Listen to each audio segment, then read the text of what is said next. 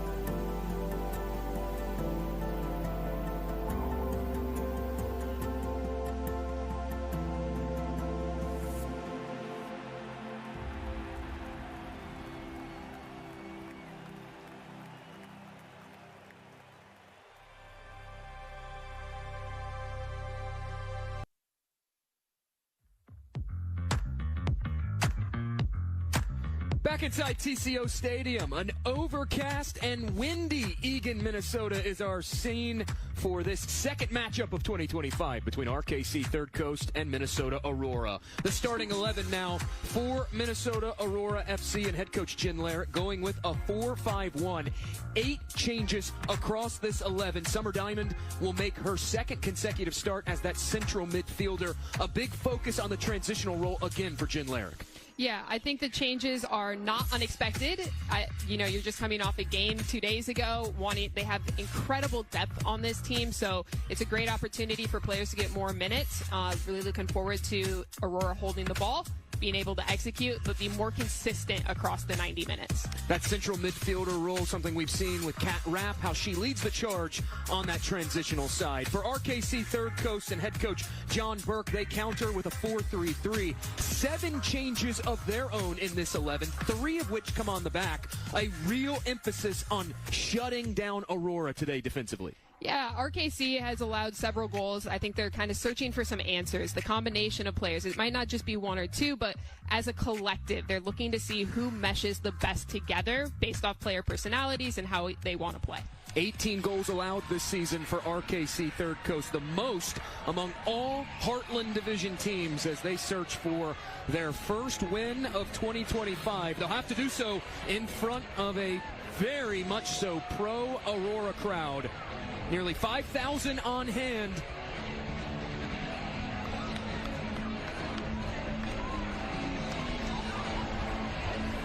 All set to go between Aurora and RKC Third Coast. Ingrid Ventura Oliveira, our center referee.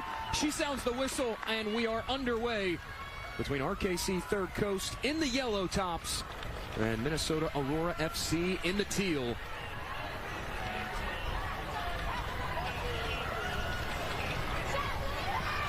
Quickly looped up ahead, racing forward with it. This is Austin Miller on the left. Miller cutting to the byline, rolls it central, flicked over the bar and out. It's a really positive start from Aurora. One of the benefits is every team coming in to play Aurora has done their scouting on them. So already you've seen a little bit of a change from Annie Williams. Instead of getting out wide, she makes actually an underlap to help support. That left-hand channel of the attack has been so strong for Minnesota. 5 goals scored down the left in their last 4 matches. For their efforts, they get their first corner of the contest. Had 6 corners back in May against RKC.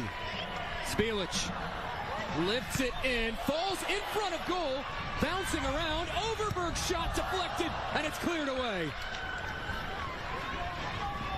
Frantic moments early on defensively, and Sage Wimes will keep the pressure on. Wimes back in the 11 after missing the Friday contest against Sioux Falls due to the red card issued against Chicago Dutch Lion.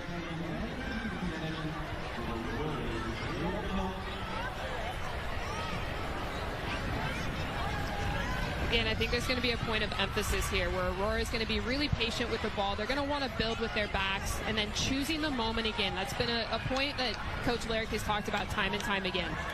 Lifted up ahead. Annie Williams trying to track it down, and first to it was Lebarski, but Williams will win it back. It's Williams now.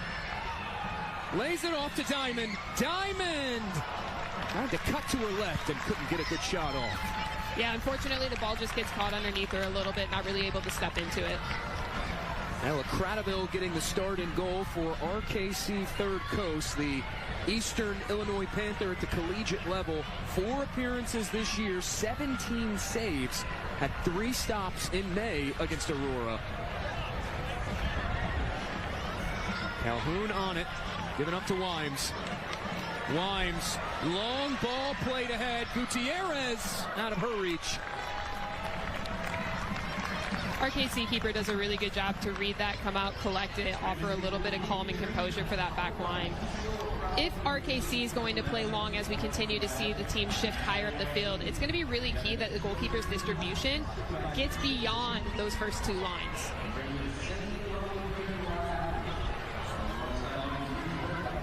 Arias tries to give it up. All over it was Annie Williams. Now racing forward with it.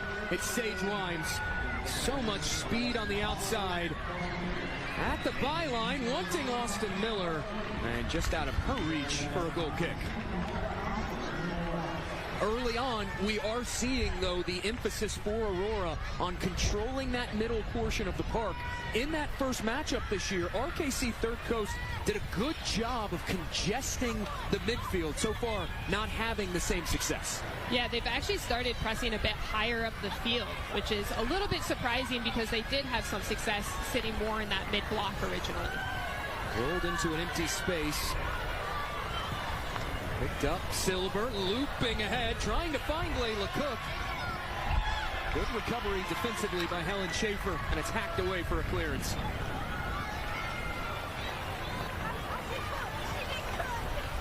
It was a 12th-minute goal the first time these teams met in 2025 that put RKC Third Coast up first on the board in Racine, Wisconsin. Just the 6th time ever that Aurora has gone down a goal in a match in their club's history.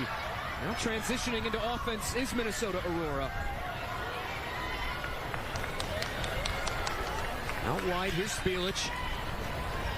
Up ahead, it's the former MVC Freshman of the Year, Angela Gutierrez. Laid off to Calhoun. Miller. It's a back up, Calhoun, wanting the give and go. Rolled back ahead toward Miller. Too much weight behind that pass from Calhoun, and it's claimed by Cradaville. One of the things I'd like to see a little bit early on, Summer Diamond actually does a fantastic job dropping in and kind of filling that void of the center midfielders. There really wasn't an option for Jelena when she's looking inside, and that's where we saw a lot of success in the last match of just 1-2 passes, keeping it simple, keeping the ball moving. So I'd like to see those players start occupying that space between defenders, but also between lines of pressure. Aurora in that last match, the 2-0 win Friday against Sioux Falls City.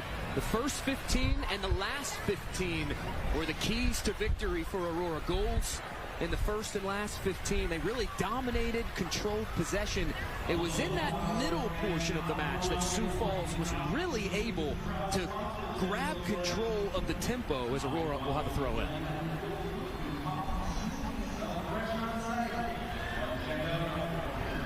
For Wimes on that toss back in. Instead, it's played up ahead. Irene Arias.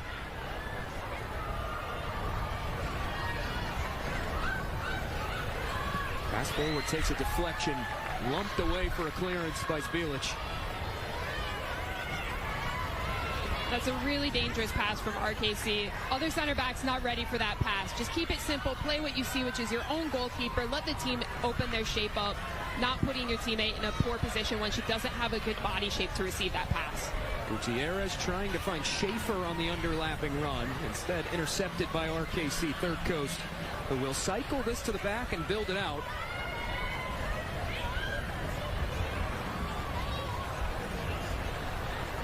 In the words of RKC's head coach John Burke, they want to be a high-risk, high-reward, counter-pressing style of team. You don't often see them build things out from the back in a slow, plodding approach.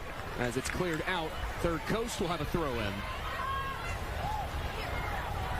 And again, we've talked about this before. There's no right or wrong way to play the game. It's just understanding that risk, that when you play that style, you're going to leave yourself open and susceptible on the defensive end. So if that is the case, you have to be prepared to get immediate pressure on the ball and the loss of possession, because otherwise you're going to get countered right on again. Masakante will nudge that forward, goes deflecting out for an Aurora throw-in. I think we can see Coach Larrick already telling her team, settle down, move the ball, keep it simple, let's combine a little bit, be patient, keep it moving, 1 and 2 touch it, passing. That match against Sioux Falls, you talk about the combination passing. So much through the beginning portion of the year, we've seen Aurora utilize Route 1 soccer, long switching passes out wide as well. But against Sioux Falls, they had the most success utilizing the ground game, combining passes. Yeah, and I personally, this is like one of the things that I really like to see. It's really hard for defenders to quickly and consistently change directions and make the appropriate adjustment on shorter passes. A long ball in the air is a lot easier for a defending group to squeeze and close that space. Cleared away by RKC, all the way back to Taylor Kane, who will make her third start in goal today. 8 saves on the season, 1 clean sheet.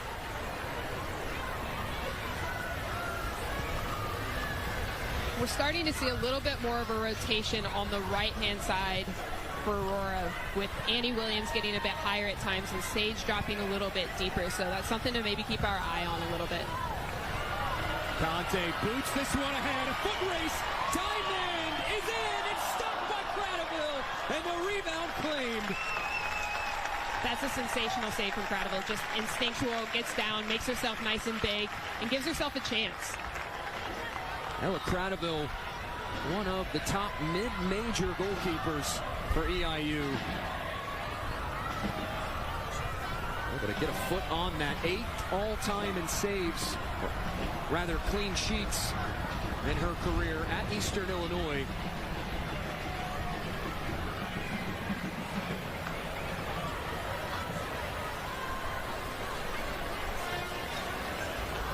No options going forward. This booted back.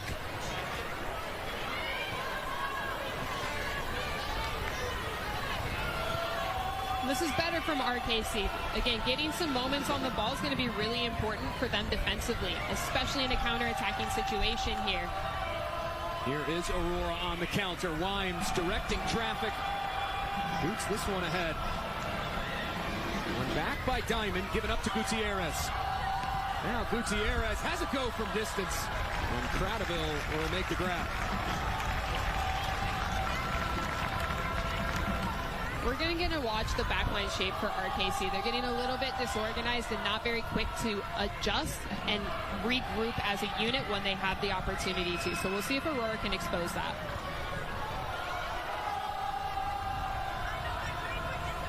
Ten minutes in, Aurora already with 4 shots, 2 of which have gone on target, both stopped by Ella Cradaville. Under pressure is Oberberg, who lifts it away.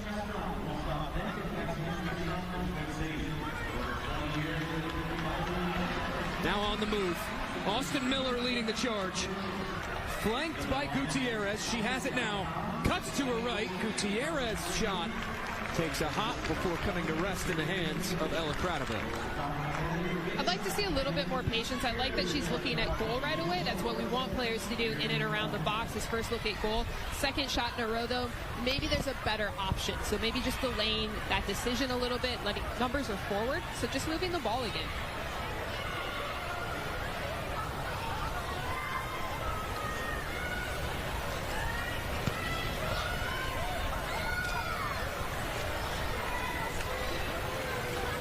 Kivitz tries to go forward with it. Challenge applied by Annie Williams. Now Williams tries to take on one too many defenders. Hacked out by Pankivitz, and it's an Aurora throw.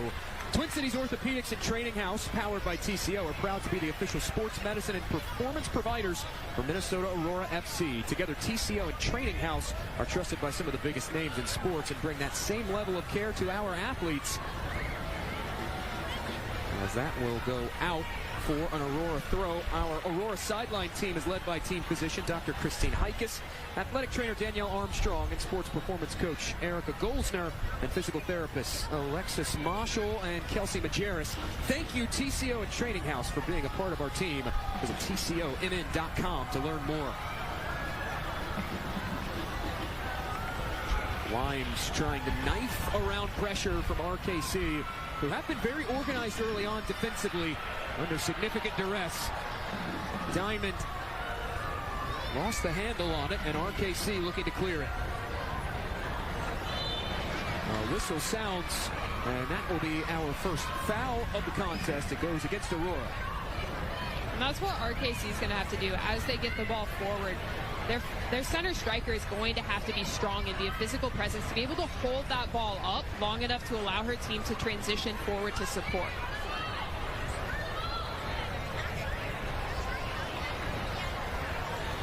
Layla Cook will have a free kick.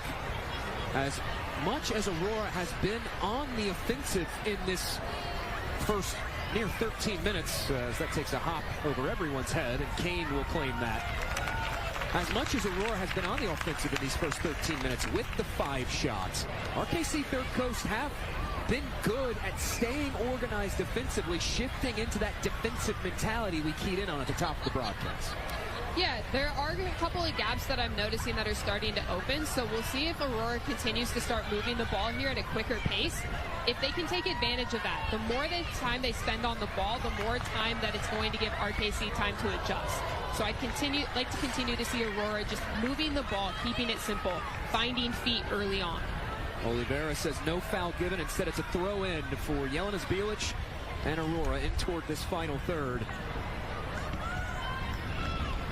Austin Miller can't hang on to it. One back by Pankivitz.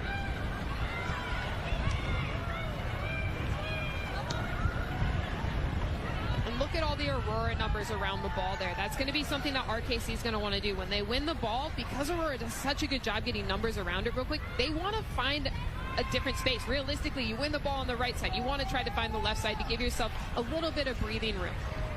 Securing that first pass is crucial, but then it's also moving into new space.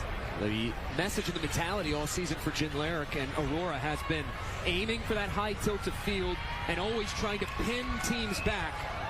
moving through the midfield, but one back now by RKC. Third Coast on the move. Rovira Sanchez out wide. Rovira Sanchez steers this in. A touch taken, but cleared away by Calhoun. Aurora don't have the numbers. Wimes will whip this forward. And first to it is Austin Miller. It's one of the benefits of having a player that has a bit of speed is you can take advantage even without numbers in that situation of getting in behind that back line. Diamond gives it up. Here's Schaefer. Cuts back inside. Now Diamond. Williams sails that high and wide, and it's out for a goal kick. It's better from Aurora as far as moving the ball around the box. Now it's just creating higher percentage shots. Some of these angles that we're looking at aren't as quality as what we would hope. So it's just, again, being patient and choosing that moment.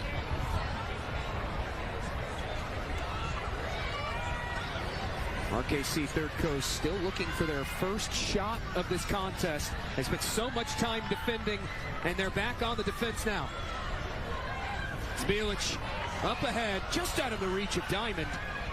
Cleared back to Schaefer. Helped back along to Sage Wimes, and Wimes whistled for the foul, which will look at the free kick to RKC Third Coast. John Burke, RKC Third Coast head coach, he loves this environment that Aurora has created, and he said that his team, they look forward to big matches like this. It's an opportunity to get in front of a significant amount of fans, showcase what they bring to the table, but also just from the love of soccer, they love the fan support. And he goes back 2 years ago that they came to Aurora. They ultimately lost 8-0. But as the team was leaving for the day, Aurora fans gave them a standing ovation for their hard work and the effort that they turned in. The respect is mutual between RKC Third Coast and the opposition fans today. No, absolutely. I think that's a phenomenal testament to the fans and how they support the sport in general. But again, how can you not love playing in front of this many people as a player? This is an invigorating atmosphere. So to come in and be able to play in front of this group of people is absolutely phenomenal. Burke did say that it's not just about what it does for the team at the USL W, but how these players, it helps prepare them going back to college. As Gutierrez has it for Aurora. Zbilic not on the same page as Summer Diamond, and Layla Cook will take over possession. Again, look at the numbers that Aurora is getting around the ball. Constant pressure, forcing errors, and that's what that type of pressure can be. It's not always about just winning the ball. Sometimes it's about stepping into passing lanes and intercepting it. Sometimes it's about forcing a poor pass or a bad decision. RKC Third Coast have struggled defending, countering opportunities, as Zbilic will whip this ahead. 9 counter goals allowed this season by RKC Third Coast. 2 of those came in that 4-1 loss against Aurora, who were able to exploit some gaps defensively. A strong drop kick by Cradaville all the way back down the pitch, but Aurora will take over possession. They've been knocking on the door early on. The success has been, once again, like we saw on Friday night, utilizing the short passes. But here's an errant giveaway at the back. This one sent toward goal, wide of Taylor Kane. And that's just something that Aurora is going to want to clean up. You're going to give opportunities regardless of your style of play, but making sure that you're just really clean with your passes, and then again getting numbers around the ball on the loss of possession. One of the things you're going to start noticing is actually the space between the RKC midfield line and their back line right now. And can Aurora find players to occupy that and play in between those two lines? Played into an empty space. Annie Williams can't run it down. It's nudged out by RKC. And Aurora will quickly take this throw. Into Wimes. Wimes looking for a foul. Won't get it. Consecutive throws now for Aurora as they progress further down the pitch.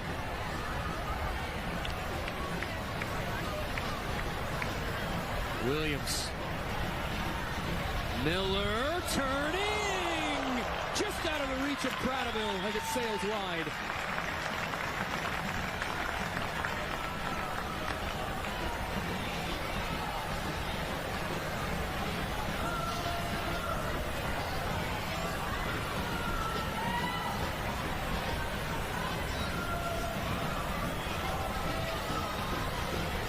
Limited options going forward right now for RKC Third Coast. Aurora starting to turn the clamps on defensively as Bielich able to tightrope this near touchline. Rolled in behind, wanting Diamond, instead cleared out. And it's Aurora's second corner of this first half. Yelena does a really good job just getting a touch, getting it forward enough. It's really hard as you're sprinting toward the sideline to get your body around it there. They play the short option in off the corner. Bielich whips it into a crowd, hacked away for a clearance. And Austin Miller will claim it. Uncharacteristically early on, the passing has not been as on point as what we've seen from Aurora. They have had a couple of wide open options that they've missed and just not been able to play balls into good spaces. A testament to the way RKC has congested things. Yeah, I think Aurora just needs to be a little bit more patient. There's space to play, so that naturally makes you want to almost speed up the game, in which case sometimes it's actually rushing the game, where it's just, again, going to be, let's figure out, let's get some numbers around the ball. They have space to play, but it's being patient again. Laid back off. Here's Austin Miller cutting to the end line. Miller plays it central, deflecting through and cleared away.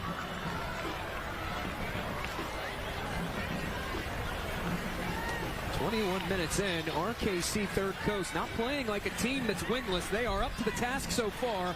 This rolled ahead. Annie Williams in an offside position. And if you notice from that last sequence here where the offside was just called, part of it is most of the Aurora attacking players are still actually running back to get back on side. So the fact that Aurora is rushing to get forward again without having really good attacking structure and shape is almost, again, just a little bit too quick. Sometimes it's okay to just let the game breathe a little bit. As we mentioned at the top of our broadcast, 8 new faces in this starting 11, a starting group that has not been used together this season by head coach Jen Larrick. How much do you attribute that to some of the early struggles in terms of being connected and on the same page? You're always going to have a little bit of trying to get the right player combination and traits together. And these players have been training together now for several weeks. So I think part of it's just you get energized, you get excited, you want to take advantage of the opportunity that you have in front of you. And then it's just getting yourself involved in the game and settling those nerves a little bit. Revuelto able to shake off a challenge as RKC will win it back. In the first 10 minutes, did not see that congestion that we saw in the midfield in the first matchup earlier this year. But since that 10th minute mark, they are starting to make that midfield stripe the line of demarcation. Well, that's something we haven't really seen from Aurora yet today. Maybe once or twice where the midfielders are actually combining and moving off of each other. And that's what I'd like to see a little bit more. We're still getting some switches. We're still getting a couple balls forward. But how many times have midfielders connected with one another to really get RKC to collapse centrally so then Aurora can expose the space out wide?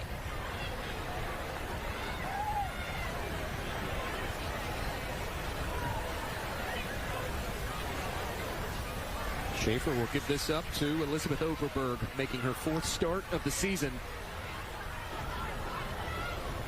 RKC Third Coast starting to shift those yellow shirts a little higher.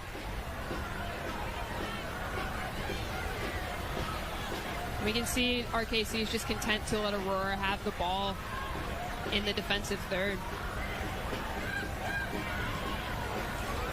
Looked up ahead, wanting Gutierrez headed away by RKC Third Coast.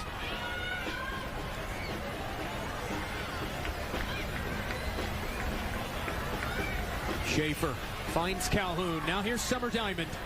Diamond wanting to roll it ahead.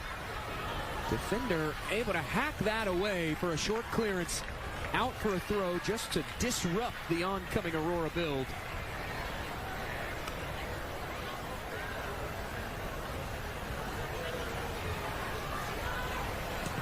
Gutierrez turns. Her shot deflected on its way through.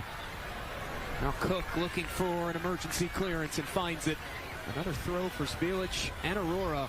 They've spent so much time in this end of things in this first half.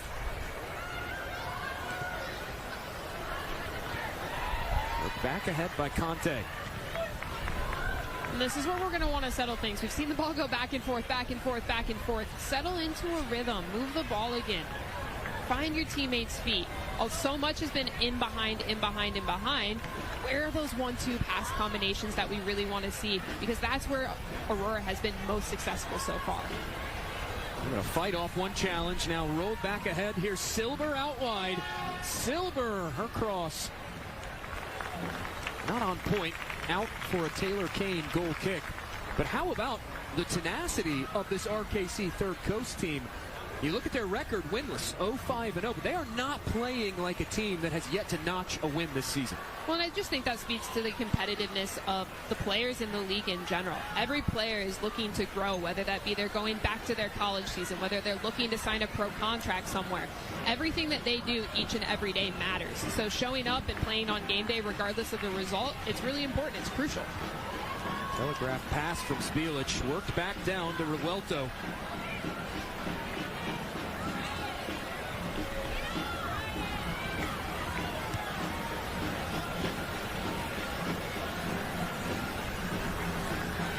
Neither side has had much success in this first half with the utilization of the long ball. Is that out of reach and played back to Taylor Kane?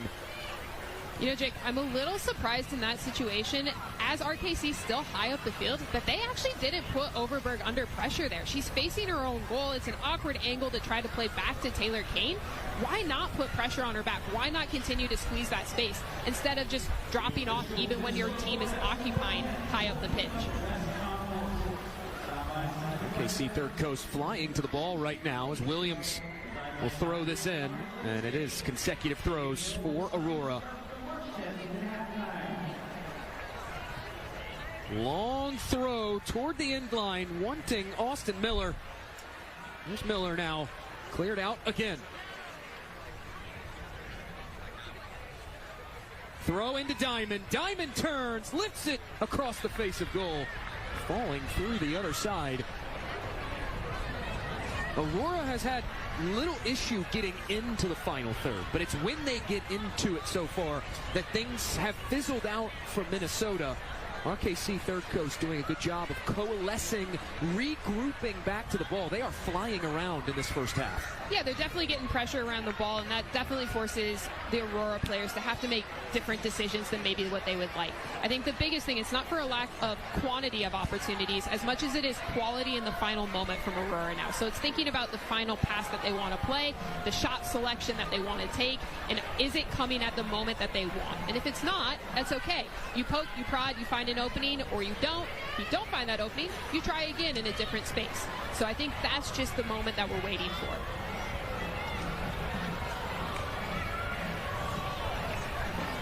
Today's match is presented by Allina Health, official health system partner and front of jersey sponsor for Minnesota Aurora. Allina Health is proud to partner with Aurora and to support local women's sports. Allina Health is the one health system for all your care needs. To learn more or make an appointment, visit allinahealth.org. Allina Health, all together better. Spielic trying to force her way through, instead coughs it up. And again, RKC Third Coast able to dispossess Aurora as they carry in toward that final third. Up ahead, Calhoun now.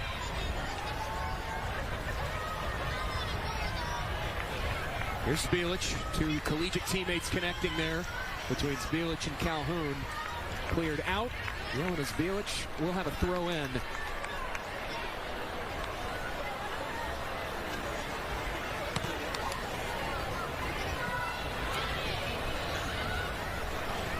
Jake, it's not for a lack of movement and work ethic from the Aurora players. I just think that there hasn't been as much complementary movement from the players. A lot of the same runs or a little bit off the pace as of right now. Conte's throw finds Overberg. The possession numbers slanting heavily in favor of Minnesota in these first 30 minutes as we close in on that half-hour mark. Slip through. Diamond will pick the pieces up. Now here's Wimes. Wimes up ahead. In behind is Austin Miller. Miller! over the bar and out. But Jake, that's a little bit more of what we're looking for. So as the ball got wide into Sage, we saw Annie Williams underlapping, which draws attention, and that allows Austin Miller to make that run into a wide space by herself.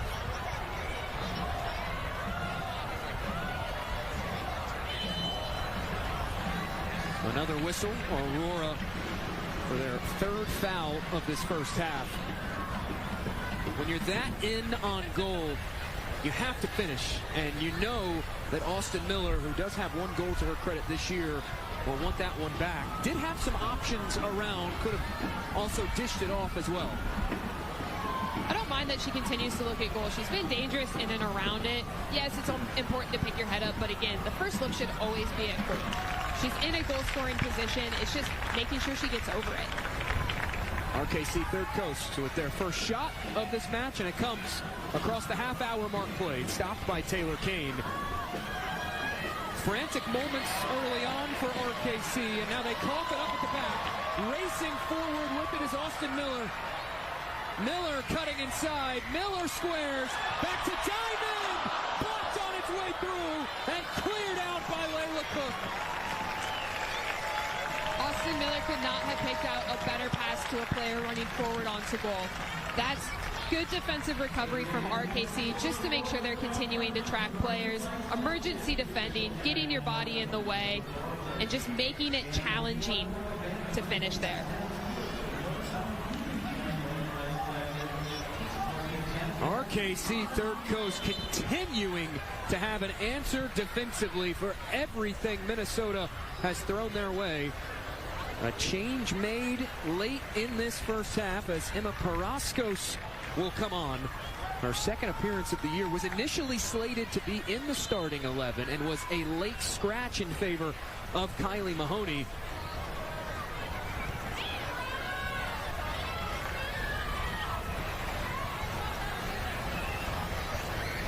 Paraskos on it now, trying to fight off challenges from Gutierrez. Gutierrez wins it back. Miller, underlapping run, up ahead, it's Gutierrez. Gutierrez, but the flag is up again. It's actually a really, really good run from Sage Wimes on the wide side there. Still not a bad pass to pick out Gutierrez, but wish we could have been able to pick our head up and just find Sage wide open on the backside. Worked up this near touchline, it's Paraskos again. Aurora's high press now forcing issues for RKC. An unforced error as Bielich will toss it in.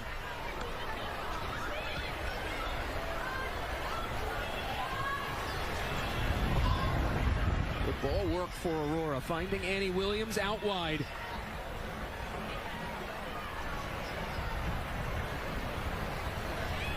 Love to see Annie attack that central space. A little bit more positivity there just to make that defender have to make a decision. Intercepted by RKC, now trying to clear the lines. Touched out by Paraskos, and Aurora will have a throw in.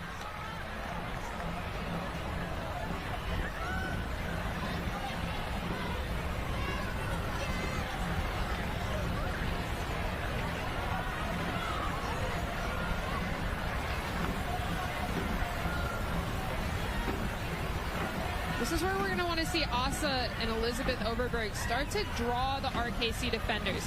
The passes that they're playing in right now isn't beating a player or a line of pressure. So can they draw one of those players so they can then play on the space in behind them? Calhoun tries to lob it out wide, and that pass not on point. Change of possession will occur via the throw in. Early on, we saw RKC Third Coast content to send numbers forward, try a high press of their own, but over these last few minutes, starting to drop more numbers back into more of a low block defensively.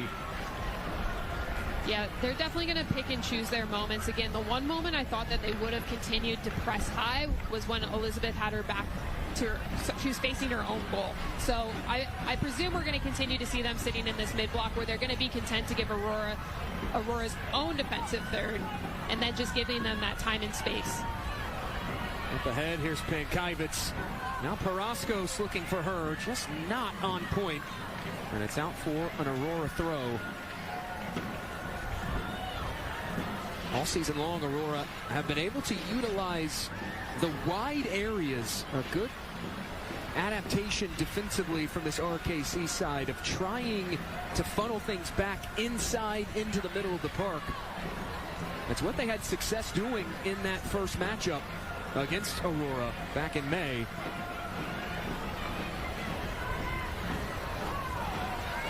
Calhoun goes down, no foul given. One back by RKC. Arias turning it upfield. Can't take the touch was Revuelto, and now Gutierrez will pick the pieces up for Minnesota.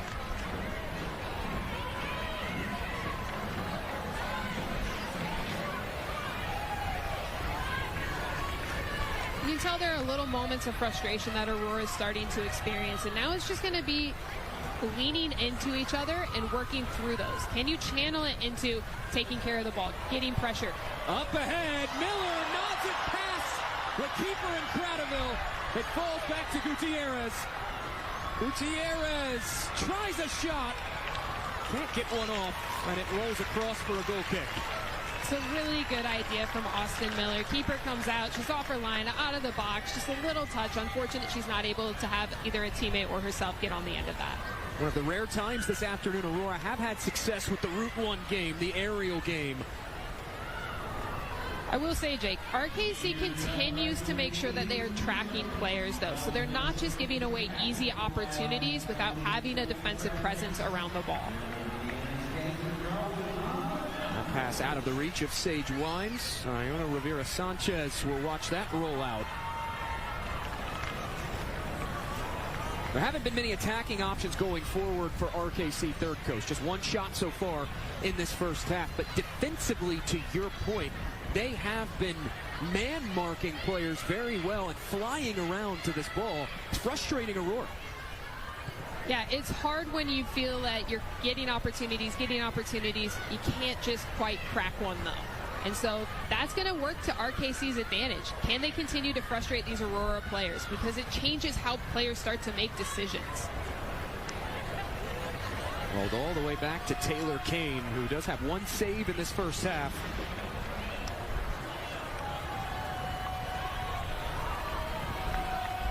Conte goes ahead with it to Zbilic. I'd like to see Aurora start targeting a little bit of this left side. Substitute comes on. Maybe doesn't look quite as comfortable yet. So can you go after and expose that? Wimes trying to muscle her way inside. Cleared away. On to Williams. Williams goes over the bar and out. Again, Aurora knocking on the door and yet unable to find a goal. Yeah, this is the patience part. Again, you're in front of goal, you see it, fantastic, but it's the shot selection. Look at the angles most of these shots have come from. The best opportunity was the ball played back across the face of the goal from Austin into Summers' feet. That's something that you can replicate time and time again. Headed back on as Austin Miller will pick it up for Minnesota. Miller shifting out wide. Now knifing in, Miller, and a lunging save made by Cradaville, her third.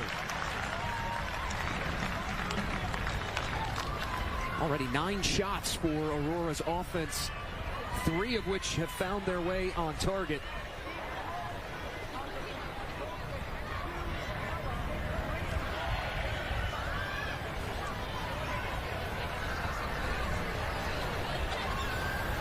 And this is going to be an important moment for RKC. Again, the longer amount of time that you spend in the defensive phase, it requires a lot of effort and energy. Not just physically, but mentally staying engaged. And so when they get the ball, it's taking care of that. Diamond turns up ahead to Miller, who's muscled off the ball. Countering now is RKC. Revuelto fights off one challenge. Couldn't get past Annie Williams.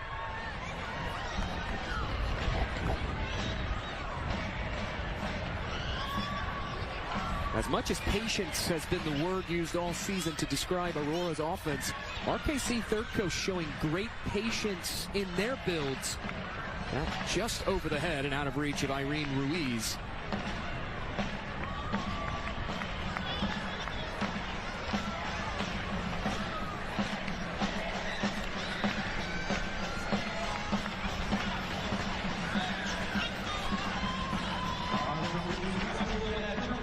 Williams plays this forward.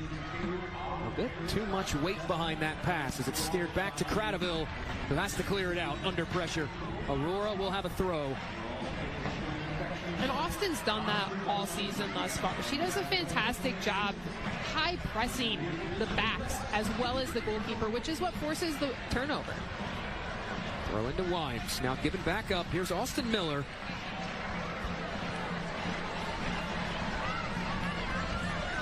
Zbelic will join the attack. Zbelic crosses it in, flicked away. Gutierrez again cleared away. One of the things you're going to notice right now, though, is the lack of width from Aurora. Everything is so congested through that central channel. Yes, at times we're getting the ball wide, but it gets so narrow on the backside that you're allowing RKC to keep better defensive shape and discipline because you're not forcing them to have to adjust and adapt going side to side. Williams now. Still Williams.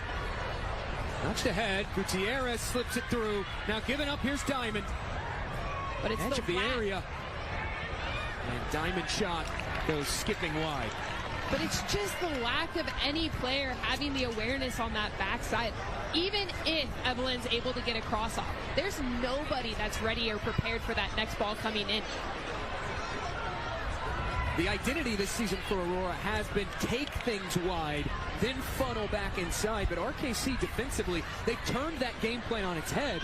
They're funneling things inside and trying to make Aurora go out wide. I mean, right now, based off Aurora's shape and where they're occupying, it's allowing RKC to stay incredibly compact, which is making their defensive job easier. So if I'm RKC, I'm happy with how Aurora wants to occupy the space in the final third right now, and I'm content to let them continue to try to do so.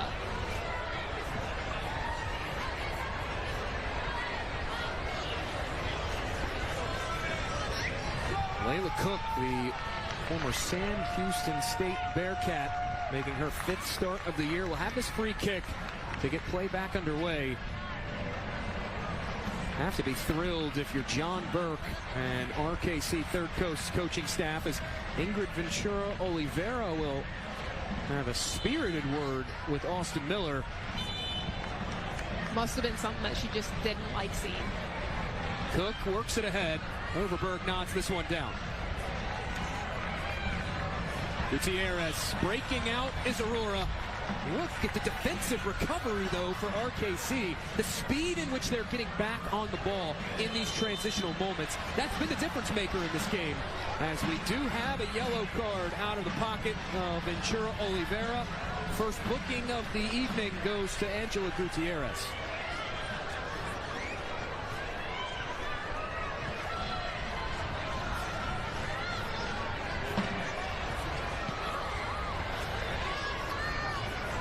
With some of these passes that you're starting to see from Aurora, it's just understanding where the defender is and the type of run your teammate is making. So in that situation, Summer's trying to get in behind, but the defender's already dropped off. So to try to play into the space where the defender always is, the defender's going to have the advantage. So it's just understanding. Defender's off, find feet. If the defender's tight, then we can start to look to play into the space. Whipped ahead by Gutierrez. Flag is up again as Austin Miller unable to stay onside. It's very similar to what we saw Rochester employ in terms of forcing Aurora to be mindful of how high of a line they're playing on that backside of things. And Aurora, time and again in this first half, have not been mindful of where that last defender is. One of the things that I would like if I'm Coach Larrick, though, with that high line and the speed that Austin Miller possesses up top, all it takes is that one ball, and she is on a 1v1 at goal. Intercepted by Gutierrez.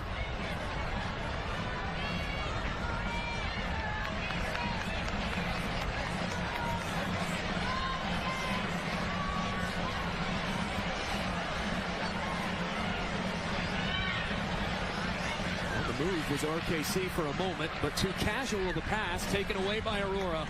And now Wimes tries to work back to the outside. Wimes goes down, wanting a foul again, and instead it's cleared out. A corner won by Aurora.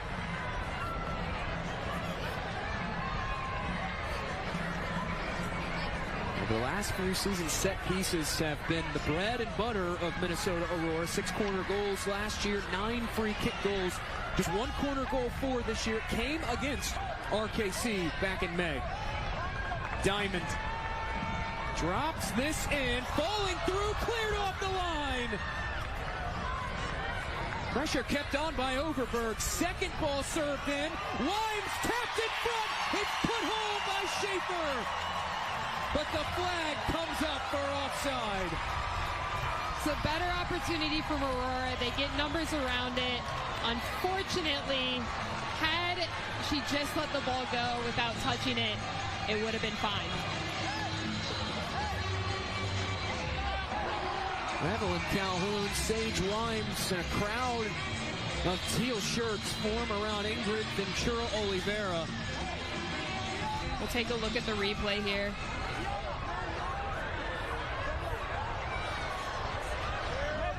Unfortunately, you can see right here when Sage touches the ball, Schaefer's already in behind. It's a really tight line, but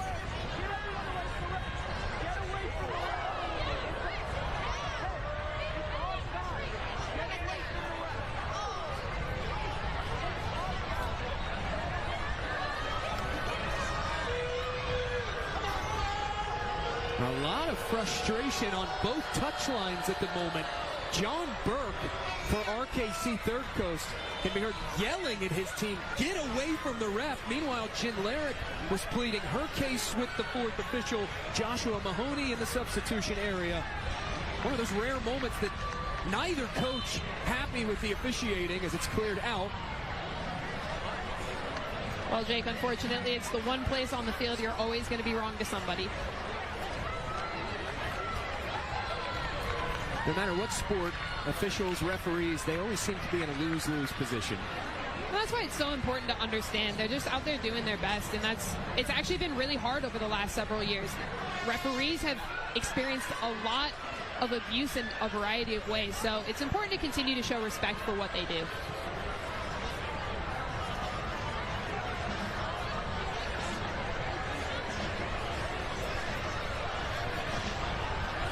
And here's why I'm surprised RKC hasn't committed more going forward.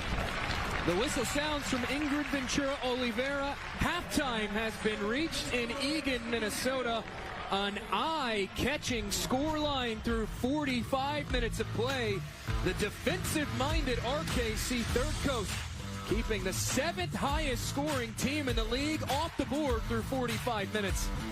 0-0 at the half between Aurora and RKC. We'll head to break. Second half when we return.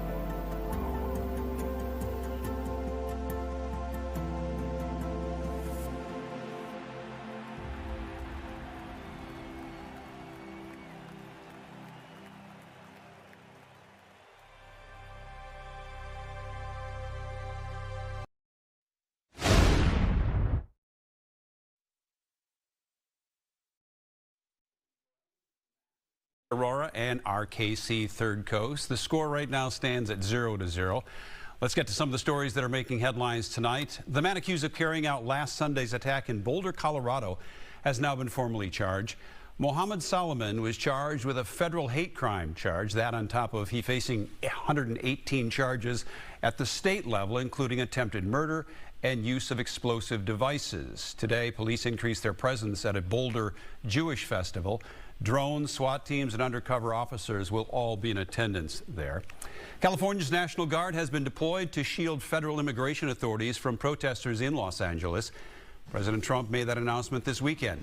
It comes as Governor Gavin Newsom opposed the action, saying it would only escalate tensions there. Tensions were high as ICE officials made more than 100 immigrant arrests last week there. In the South Metro, there is a 9-month wait list for a non-traditional form of therapy. Acres for Life Therapy and Wellness Center is tucked away on 60 beautiful acres in Forest Lake. The founder launched the idea for a space for horse therapy nearly 3 decades ago when she was going through her own personal struggles. Really was a shell of a person, empty, lost, didn't really know who I was. Nobody really knew, though. It was kind of a silent journey because everything on the outside looked great. Coming up at 9, here from a patient who says Acres saved her life after losing her daughter. We'll also have details on Acres' plans to expand. All right, it was, for the most part, a beautiful day out today. Ian Leonard joining us now with a look at what's ahead for us. Ian? You know, Randy, a little windy and a little cool. Our average high stretches into the mid to upper 70s, and we weren't even close today. But you'll look at the map here, and you'll see this large swirl, and it looks kind of like the flow of a hurricane. The big problem is that deep area of low pressure will once again cycle in wildfire smoke here from northern Canada. You follow the flow out of Saskatchewan and Manitoba around that low. Obviously, it's cooler air, but we'll deal with the smoke and the haze. At this point, not that acrid, ground level, wicked smoke we had last week. This is more haze and a hint of a smell of smoke. I'm going to take away the area of low pressure so you get the idea here as everything is cycling in. Now, look, there's not a lot of moisture coming our way from the Canadian prairies, so we'll talk about perhaps a rumble overnight tonight, maybe a scattered shower, and then a spotty shower possible tomorrow with intermittent clouds. And these very spotty showers here from the metro all the way north toward Crow Wing County. All of the shaded counties are air quality alerts until this evening at 11 p.m. So this is surface level smoke. You're not going to see a lot here. There's haze here through the day on Monday, haze and a little smell of smoke into Tuesday morning. Moderate air quality right now. That is not great for sensitive groups. Folks with respiratory problems, the very young, the very old, and it is windy. That wind howling out of the west-northwest at 15 to nearly 30 miles per hour. Look at the temperature in Bemidji. No, thank you. 49 degrees, 58 in Brainerd, 66 in the cities, all well below average. And man, things are going. That's Bryant Lake here in Eden Prairie. Obviously, the beach not so busy, nor the water with this big-time wind out of the west with an occasional gust to nearly 30-plus miles per hour. Let's talk. Oh, I just looked at this. I put rumble. Oh, you know. Fat fingers.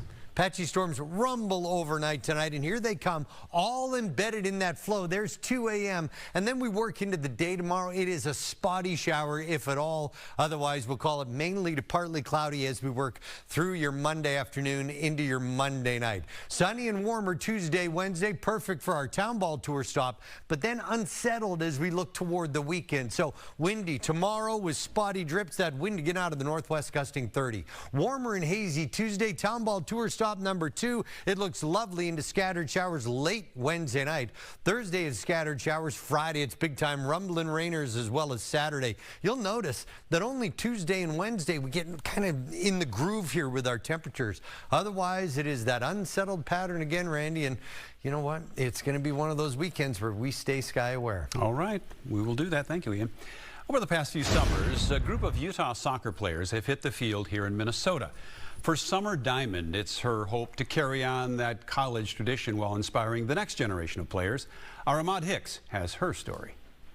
Rolled back ahead, Westland whips this in, headed toward goal, advantage doubled. You may not know it, but there's a special connection brewing between the Aurora and the Aggies of Utah State. Players like Addie Wykers. Off the volley, Wickers strikes first. and Kelsey Kafuzi blazed the trail for players from Hodgson. Their choice to make the trek from Utah to Minnesota is inspiring the next generation of Aurora players. I had a lot of teammates from my college at Utah State who played here like in the inaugural season and then like these last few, and they loved it. So I was just like wanted to come here. And now Summer Diamond wants to continue that tradition. It wasn't just her college teammates that brought her here from Utah, but the community built within the Aurora. Everyone's super supportive here, and they care a lot about like how we do as players, but also as people. And just going out to these games, like this last game, a lot of people showed up, so I can't wait for like the home opener when there's going to be a lot, so I'm really excited. Now it can be taxing, bouncing from collegiate soccer straight into a new season, but Summer says the organization is there for the players. It's definitely mentally hard, just with everything coming off maybe a hard semester or stuff like that. But the support we have here is amazing. With the Aurora, Summer is looking to do what her soccer heroes did for her as a kid, inspire the next generation of talent on and off the field. Sometimes can't even wrap my head around that because I was that kid once, looking up to some of these players.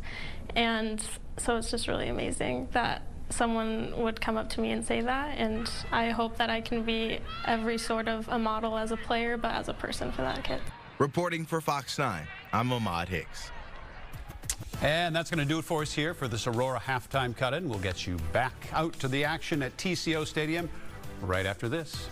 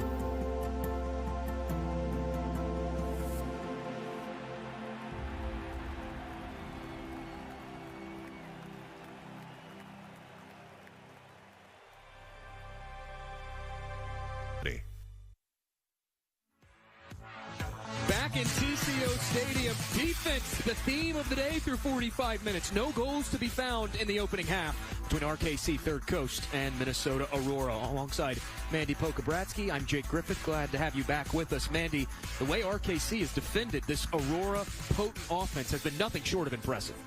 Yeah, overall, RKC has done a fantastic job to continue to put pressure on the player with the ball, but also tracking runners and frustrating the Aurora players. Overall, I think Aurora just needs to come out, trust the players to continue to solve the problems. I know that's something Coach Larrick has continued to stress is players that can solve problems in real time on the field, but just simplifying and having composure. RKC Third Coast completely changing their game plan away from being a high-octane, high-pressing offense. Instead, they've sat back, they've absorbed a lot of pressure. Typically, that's a recipe for disaster against an Aurora team that can get out on the counter quickly with 6 counter-attacking goals. It has not been the case today for RKC Third Coast, really forcing Aurora to play narrow in that first half. Yeah, and I think some of it's by Aurora's own doing. They need to make sure that they're getting width in the attack because, again, by not having so, it's really easy for RKC to stay compact. They're not forcing RKC to have to make adjustments and make decisions that the Aurora can then capitalize on. RKC Third Coast on the offensive side of things, not many attacking options going forward, just one shot in that first half. It was a shot on target stopped by Taylor Kane. Very content to just sit in defensively and frustrate this Aurora side.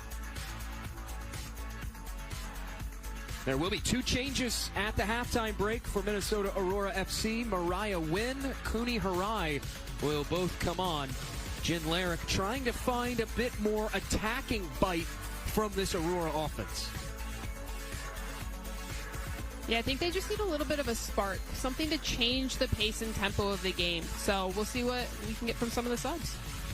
Cooney Harai coming off a goal against Sioux Falls in impressive fashion. The match winner in the 78th minute. It's now back-to-back appearances with a goal for the 17-year-old Cooney Harai.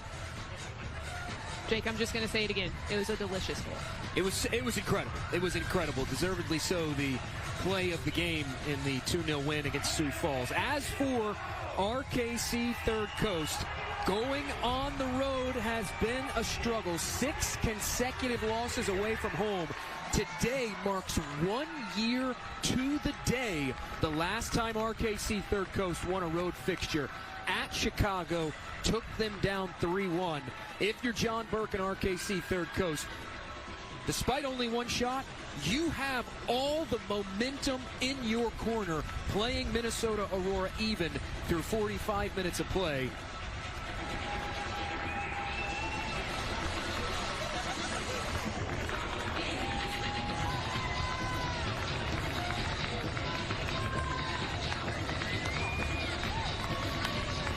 Ingrid Ventura Oliveira is our center referee. Both sides are set to go. She sounds the whistle, and we're back underway for the second half in Eagan, Minnesota. 0-0 at the start of the second 45 minutes between RKC Third Coast in the yellow and Minnesota Aurora in the teal. Aurora with 10 shots in the first 45 minutes, 3 shots on target. But every time they got into that final third was when things started to fizzle out because of the congestion. And we talked about this during the halftime break as this lifted over the top and we'll go for a goal kick. The shot selection for Aurora wasn't great. Where they were taking their shots were not high percentage. No, the angles in which they were choosing were incredibly challenging. And so this is where we'd like to see them create a little bit higher percentage, more central locations, whether that be driving at the end line with a cutback pass across the face of goal. That's where they're going to find a lot more success. But this is something they're going to have to be cautious of. They have the wind at their back now. So some of those longer passes they were able to find into Austin Miller in the first half, they're going to run a lot more, especially being on this turf. RKC trying to withstand high pressure from Aurora. They cannot. Wynn wins it back. Now Cooney Harai gives it up. And it's cleared away again by RKC. I like that Asa comes forward to take possession of that ball. Evelyn's facing her own goal, so Asa instead facing forward can control it and pick her head up right away. Whipped out wide. Wynn will let that roll out. And it will be a throw-in for Annie Williams. You mentioned the play on turf versus natural grass. How does turf surface play differently than a natural grass pitch? It's faster. Absolutely faster. The one thing I will say, this turf interacts differently when it's wet. For whatever reason, training all last year, we trained a lot in the rain early in the mornings, and for whatever reason, it seemed to almost slow the game down on this turf. Typically speaking, turf will always speed it up. Rain typically will also speed it up. RKC will have the throw. Change of possession occurs via that throw in. And we do have a whistle. Aurora whistled for their 7th foul of this contest. It's been a clean game for RKC, yet to be whistled for a foul. You know, you mentioned that turf, the differences. I always thought it was fascinating. My background being covering college soccer for so many years, and so many college teams use turf because of the money-saving aspect. It takes a lot more time and resources to grow Bermuda or Kentucky grass than it does to just maintain turf. But I always found it fascinating that college teams would intentionally water the turf before playing to kind of speed the game up a bit. Well, it's not only that. You consider playing in Minnesota, for instance, in July, in August. That turf gets incredibly hot to the point where some players have actually had cleats melt. That's how hot it can get. So as we get into the later stages of summer, that's something to keep your eye on as well. Wynn gives it up. Here's Austin Miller, able to contort around one defender. You can see a little bit better attacking shape already. There's more width. It's creating more space for more opportunities to get the ball into the central channel, to work it forward. Defender steps up, blocks that cross out. It's Rivera Sanchez who will whip this ahead. Around that 15-minute mark in the first half, we saw RKC Third Coast stop sending 3 forward and instead just send the 1, as there is a whistle, and RKC called for their first infraction of this contest. That trend has continued to start this second half. Still sending that 1, being Lucia Revuelto, number 11. They're just at the bottom of your screen. Outside of that, they are holding numbers back. Parking the bus, so to speak. Yeah, I'm a little surprised. Like, if you're going to send 1 realistically, like, that's your trigger as a team. Okay, we're going to step up. We're going to take this space. Because sending the 1, that's a tall task. There's not a player that I know of that can go 4v1 covering that space and that distance that really, truly is going to impact the game in the way that you want them to. Not saying they can't force a bad decision, but you're also leaving space in behind you. Steer to the near touchline. Change of possession occurs via the throw-in. Here's Diamond. Calhoun. Now Diamond funnels it back wide. It's Annie Williams. Williams tries to roll it inside, wanting Austin Miller. Official says no foul, as Miller had turned and was pleading for 1. Yeah, it looks like RKC may have gotten a little bit of the jersey there, but referee says no. Now Layla Cook shown a whistle. This gives Minnesota Aurora a free kick right in the central area of this pitch. And look at the wind. Look at the ball just kind of continue to carry. Wind gusts in excess of 20 miles an hour in Eagan today. It's been a very windy evening at TCO Stadium. Aurora opts to play the short option as play back underway.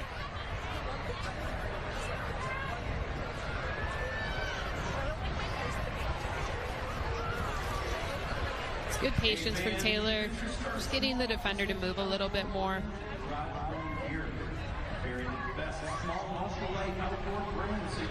They're bunching up on this near side, cleared away by RKC. It finds Lucia Revuelto.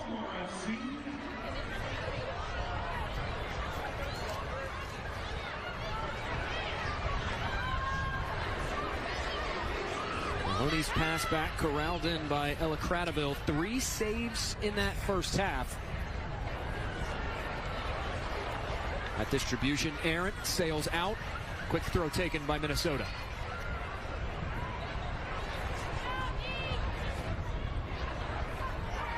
Austin Miller can't take the touch on the move. Transitioning is RKC Third Coast. Sails over the head of Irene Ruiz, out for a throw in. That's been the story of the day offensively for RKC Third Coast. Just not an abundance of options going ahead. Well, the interesting thing is, Jake, you can see in that moment, they actually had numbers higher up the field. And that's a case in which I want them to go quicker. I want them to to look to progress the ball. The moments that they've really chosen to go fast is actually when their numbers down. And so it's just, again, knowing where where your teammates are, where the defenders are, where are you at on the field. We talk about 4 reference points. So the last one being space. But yeah, they had numbers. I would have liked to have seen them go forward in that situation. Wynn will pick the pocket of Pankivitz. And now here's Austin Miller out of a crowd. Miller flanked out wide. Wimes cutting inside. Wimes steers it toward goal into the gloves of Cradaville. That took an odd deflection off the defender, Rovira Sanchez, who's slow to get back to her feet. And that's what we call emergency defending. It's just getting your body in front of the ball in any way, shape, or form that you can. And it has to happen with an intensity. So whether that means you're laying out like that just to get a deflection, making it easier for your keeper.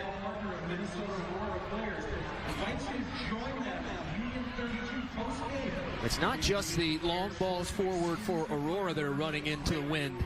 The distribution in this second half is Cradaville having to fire it into those gusts. That's the second time in this second half that we've seen one of her distributions sail errant. She was so good in that first half when they needed her in emergency clearances. Well, that's part of understanding the conditions that you're in. Ball's going to hold up in the air. It's going to make it harder to hit your target that you want, especially the further down the field that you're looking. Wynn looking through the middle, takes a deflection. Calhoun picks it up. Now Calhoun rolls it in behind. It's Wimes, save made by Cradaville, and the rebound corralled back in. What I love from Sage in that situation, for the most part, we've consistently seen her go wide of the defender. Instead, she takes that touch inside, which gives her the opportunity. So it's just boom, inside, on her right foot, better angle to have a look at goal. Aurora up to 12 shots now, 4 on target. Well, Cradaville has answered the bell every single time.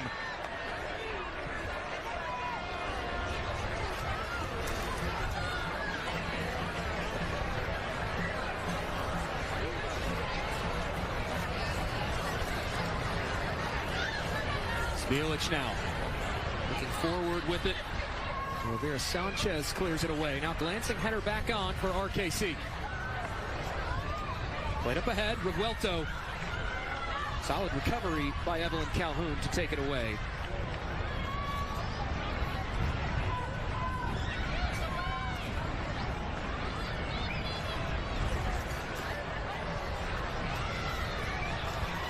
Williams lifts it ahead, in behind, it's Summer Diamond! Cradaville comes out, and it's a goal kick awarded. Annie Williams, the thing I love most about this, it's not that her touch goes wide, and it's not that it goes directly central. She's actually attacking that, if you imagine 5 vertical strips on the field, she's attacking those 2 interior channels. And that's what I really enjoy about that, because it's forcing defenders to have to collapse, which is what opens up some of those passing lanes. Well, Cradaville boot comes untied. Hey, we get by with a little help from our friends every now and again. That's what the Beatles taught us. And play ready to get back underway.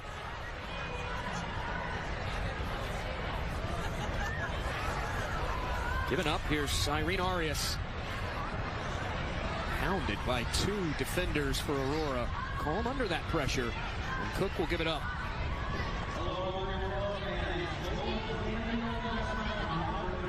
That's just what Austin Miller has done so well. It's just the relentless pressure that she puts on a defender. Up ahead, here's Mariah Wynn now. Wynn still on it, cuts to her left. Wynn shot stopped again by Ella Cradaville.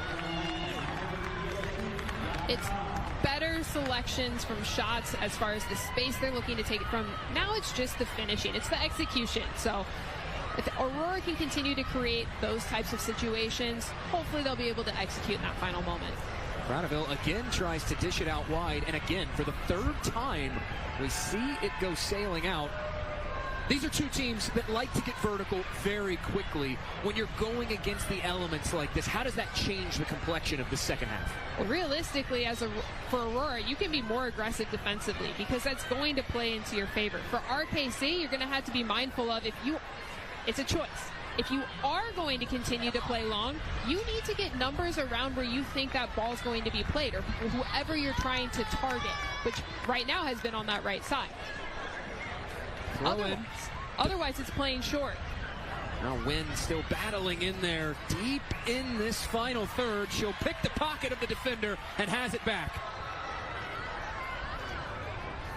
Diamond wants to sidestep a challenge, cannot. This whipped ahead out of the possession.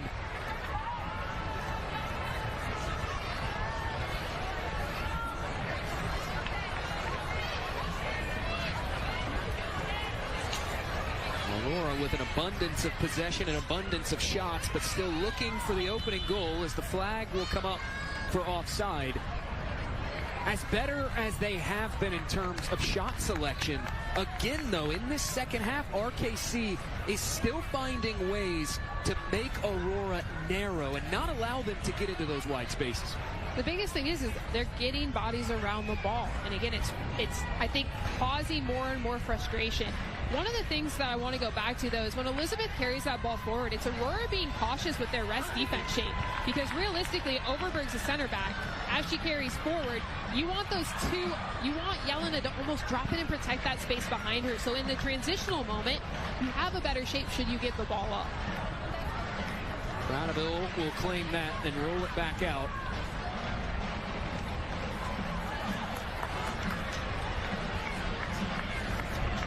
Cradaville approaching her season high in saves, has 5 so far as we have a whistle for a foul against RKC. Had 6 saves earlier this season against Riverlight in the 6-0 loss. Aurora preparing 2 changes to be made as this one lobbed back toward Cradaville, who's underneath it.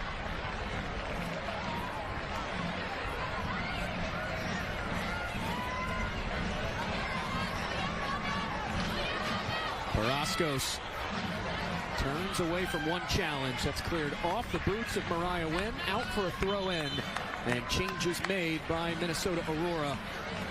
Kat Rapp and Natalie Tavano will come on. Summer Diamond and Austin Miller will exit.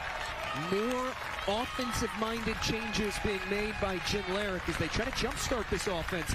A good way to do it by bringing in Tavana, who has 5 goal contributions on the year, and your club's all-time leading goal scorer in Kat Rapp. No, absolutely. And it's nothing against Austin and Summer. They just haven't really had the success of finding those central players today. And so hopefully bringing in those 2 players like we see here right now, it's the combination that's going to help create chances. Wimes racing ahead. Now Wimes inside. Wimes wants the cross, whips it in, just skips past the feet of Tavana. Cleared out by RKC. But already you can see with Kat in there, the positivity from just her touch and the way she picks her head up and the pass, the weight of the pass. Change of possession will occur via the throw-in as RKC will take over. If you're RKC, yes, you've defended well as we have reached the hour mark played. But how do you generate some more offense in this contest? Well, it depends on how they want to approach the game. Are you playing to draw? Are you playing to win? So, with that being said, if they're happy to come in here and walk away with a point, you're not too concerned about it. However, if you want to go for a win, you're going to have to get on the ball a little bit. But it's also understanding transition has been your biggest friend, specifically in the midfield and capitalizing on any errant passes from Aurora defenders. And so it's understanding in that moment, that's when you need to speed the game up and get numbers forward. Training House with a flagship location in Eagan on the Minnesota Vikings campus is an elite athletic performance and recovery philosophy that is unparalleled in the Twin Cities. Utilizing innovative science-based methods, our industry-leading team of experts work together to form a personalized approach for the athlete. Collectively, we establish a foundation for athletic performance that promises to challenge, inspire, and produce real results. To learn more and find locations, visit traininghouse.com. RKC under some pressure at the back, trying to clear it away. Here's Cradaville.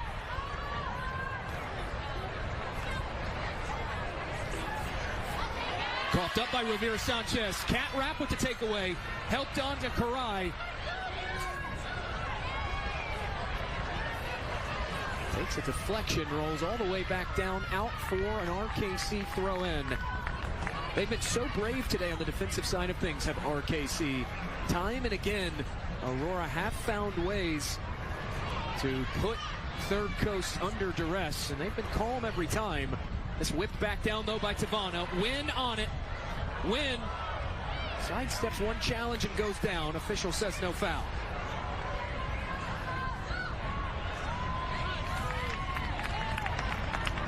RKC Third Coast readying 2 changes of their own.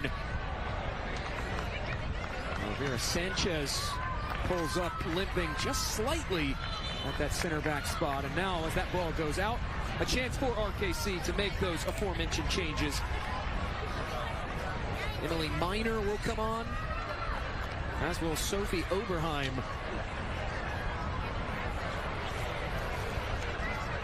You can see already from some of the Aurora substitutes, though, there's a little bit more composure on the ball. A couple more passes that are shorter in length. It's quicker sequences, so it's asking RKC to have to adapt quicker. Looking for Revuelto, instead taken away by Aurora. Here's Wynn. Dancing through defenders as Mariah Wynn, still on it. Looking for Kuni Harai, and it was deflected. Falls back to Revuelto.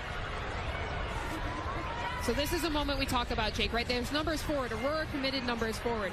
Can they go with numbers and get the ball moving?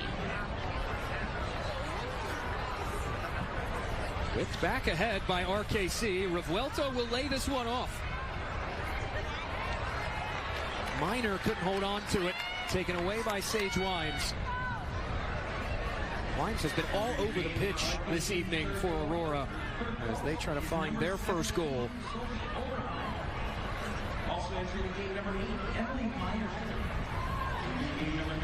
I don't mind that from Asa, but what she's looking for is to have not only just a wide option, but an internal option. You should always have 2 options off the ball, and in that situation, her only choice was to turn around and find Taylor Payton's feet.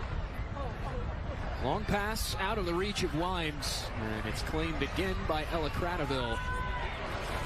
Again, those issues with the vertical game on display. Something that had reared its head in the first half, and the trend has continued in half number 2. Annie Williams comes up with the takeaway, however.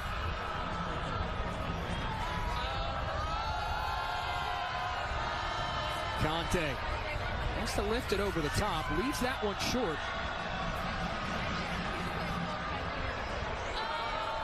Jim Larrick emphasizing the idea of a high tilt of field, but it's hard to have that high tilt of field when you're struggling consistently to get vertical like Aurora have today. You know, the biggest thing is, though, is every time RKC plays backwards, you're going to watch the Aurora line step forward and take that space. So even though they're not able to necessarily possess as much as what we've previously seen, they're still able to squeeze and be attack-minded by squeezing that space every time RKC has the ball in their defensive third.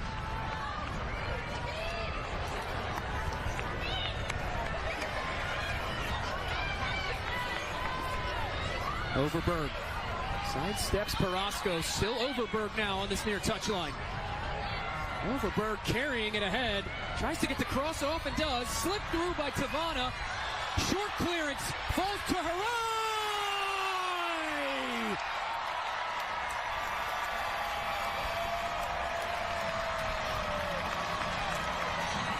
3 goals in as many matches for Kuni Harai. The breakthrough they've so desperately sought. 1-0 Minnesota.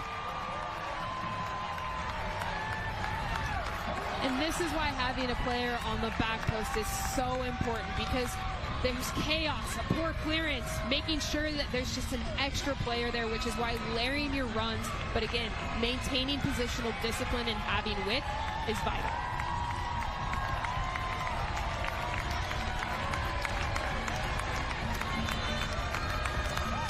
Three goals for the Boise, Idaho native in 3 matches.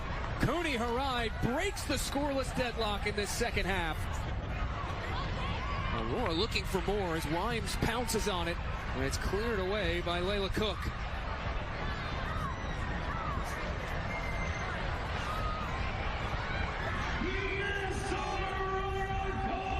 On it now is RKC Third Coast, trying to find Paraskos on the underlapping run.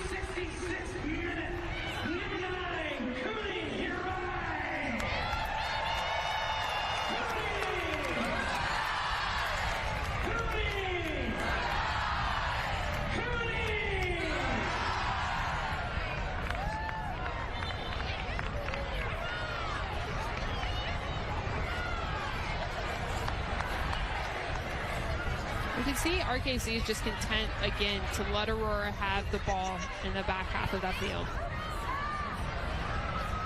Back to Conte. The word that Jim Larrick, Aurora head coach, has used so much this season has been patience. And patience tested so much today. Took over an hour before Aurora found their first, but now looking for Tavana ahead. Vera Sanchez able to clear it away, and it wins a corner for Aurora, their first of this second half. And it hasn't, again, been a lack of opportunities as much as it is the decision in the final moments leading up to that opportunity. And so Aurora is starting to find some higher percentage opportunities, which you can see then even just pressing and getting the opportunity to finish facing goal.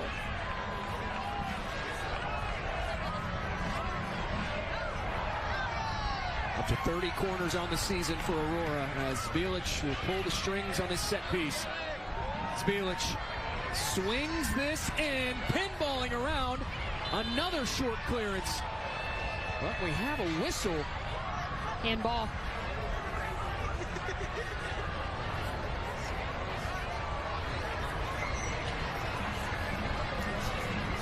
Over 100 delicious dining destinations. Eagan is where fantastic food is. Radeville gets play back going with the goal clearance. That high press for Aurora all afternoon long has caused issues, none more so than these last 5 minutes as RKC has to hack it away. Conte steps up, lobs it forward. There's Kuni Harai, the goal scorer for Minnesota.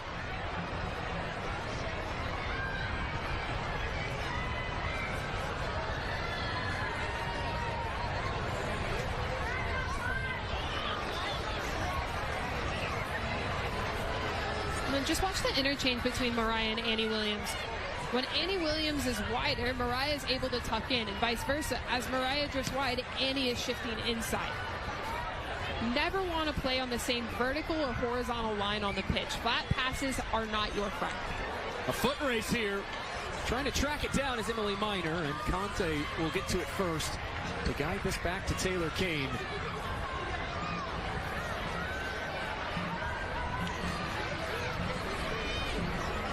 Calhoun gives it up. Now Harai rolls it ahead. It's Tavana.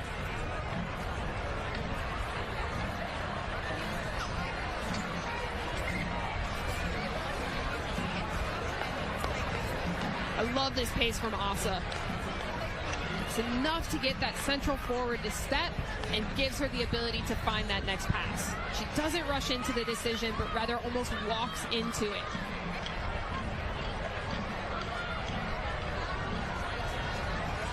Conte back ahead to Calhoun, who will serve this out wide. Wynn tries to sidestep a challenge and cannot. Taken down by Mia Silber. And this draws a card from our center referee, Ingrid Ventura Oliveira. Just the second booking of the day, first against RKC. And this sets Aurora up with a free kick. They have scored off one free kick this season, coming against Rochester FC in the season opener. Two options. You can play into a 2v2 with Mariah out wide, or right now with the space that you have, I'd love to see this ball driven in right near the PK, between the PK and the 6. Williams into a crowd, falls to Harai, skips its way through, and stopped by Cradaville. And that's why I love that ball, because even the initial clearance only gets so far as that Aurora player on top of the box. Wynn steps up, applies the pressure. Wynn taken down again. And this will be another card out of the pocket of Ingrid Ventura Oliveira, and that going right against Mia Silver, who has just shown yellow. She's been sent off. So it's the type of infraction, but then also the repeated infraction on the same player, back-to-back moments. It's all coming apart for RKC over the last 10 minutes. Now down a player for these final 19 minutes. Already trailing by a goal. Williams whips this inside, falling around, looking for a clearance as RKC. That'll take the pressure off for just a moment, and Aurora will have a throw in. And that's a ball you want played just in behind the back line. If you leave it short, defenders are able to step up, and it makes it a lot easier for them to then transition into the attacking phase.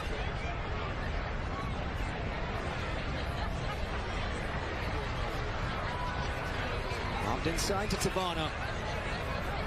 Here's Aurora looking for a corner. Instead, it's a goal kick. Smilich pleading her case.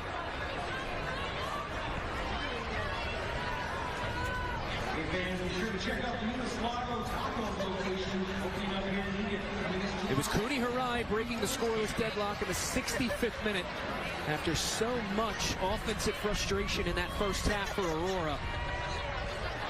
And less than 10 minutes after the go-ahead goal, Mia Silver shown consecutive yellow cards, and she's been sent off for RKC Third Coast. Now down to 10 players as Wynn leading the charge on a counter.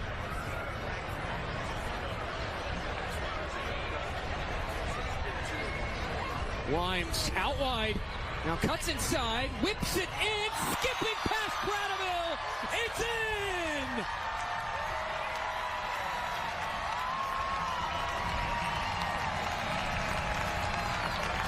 In her first game back after the red card, Sage Wimes nets her second of 2025, 2-0. As we look back here, again, I love that she cuts inside. This just looks like it. Goalkeeper can't see it well enough to see that going towards the back post.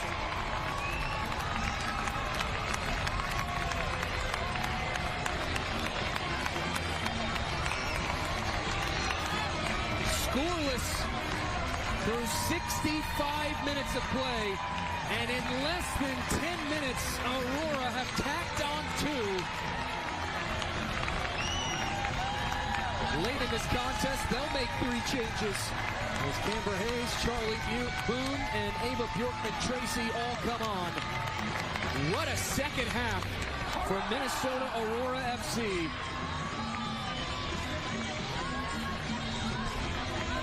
And we're going to see a little bit of a different back line for Aurora. Typically, Overberg and Hayes have been playing as center backs, who are both actually now transitioning to outside backs. So we'll get to see a little bit of a different makeup, see how they work together as a group. RKC Third Coast looking for a response. 2 consecutive goals conceded by this RKC side, who do draw a foul against Aurora.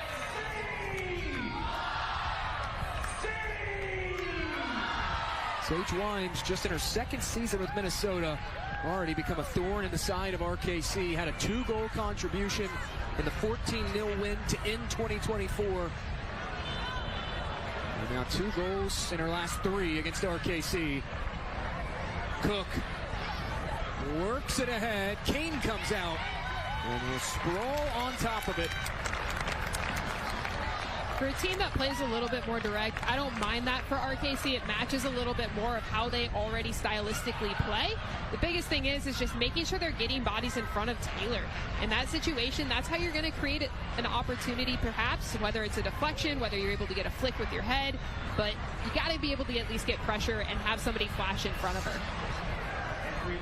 Whipped ahead, Wimes trying to race this down on the outside, able to tightrope that touchline. Now Wimes cutting inside, still Wimes, lifts it behind goal.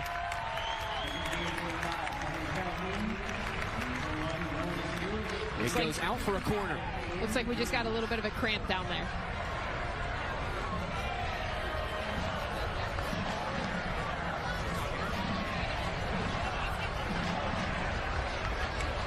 Fifth corner of the day for Aurora. As the injured RKC player still down.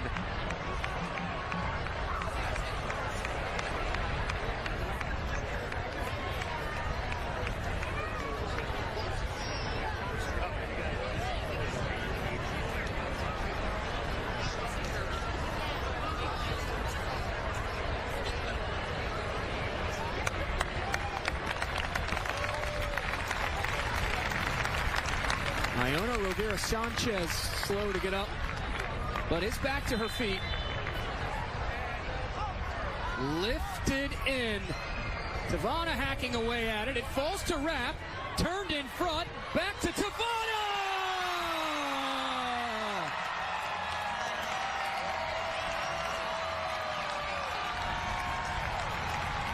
Three unanswered in the second half. It's all Aurora and Eagan. And Jake, as you go through set pieces, this is part of what attacking-wise we talk about. Keep it alive. Keep that moment alive. Defensively, you want to clear that danger so you can step your lines up and reorganize. Aurora does a great job just getting bodies around it. Savannah has a good angle, straight on. One-touch finish into the back of the net. Natalie Tavana continuing to put goals in the back of the net for Minnesota Aurora FC. Started the season out by chipping in 3 assists in a single match earlier this year. And now Tavana has netted her 3rd goal. The former Big East Offensive Player of the Year, Natalie Tavana, now 6 goal contributions. And there's still a whole back half of the season to go for Tavana. Now work back ahead. Here's Cooney Harai. Able to keep it in on that end line, but cleared away by RKC. And just a couple things that have been really different for Aurora in this second half. It's not so much that RKC has changed what they're doing. It's just that Aurora made some adjustments to fix their attacking shape. But it's also the composure. They started to find a little bit more connections between their midfielders, and then they're able to then attack wide spaces. There's Wynn. Knifing forward, Wynn shot curling to a goal and skipping into the hands of Ella Cradaville. 3 goals allowed by Cradaville in the last 10 minutes and change. But look, she has played exceptionally well with the 5 saves. Really been the lone bright spot for RKC Third Coast in this second half. As that will go sailing out, Aurora will have a throw in. Yeah, you mentioned some of those saves. You go back to the first half and just how big she made herself in some of those 1v1 situations. So hats off to her. Those are tough saves to make and tough situations to be in, but Arai able to fire it out wide. Here's Wynn.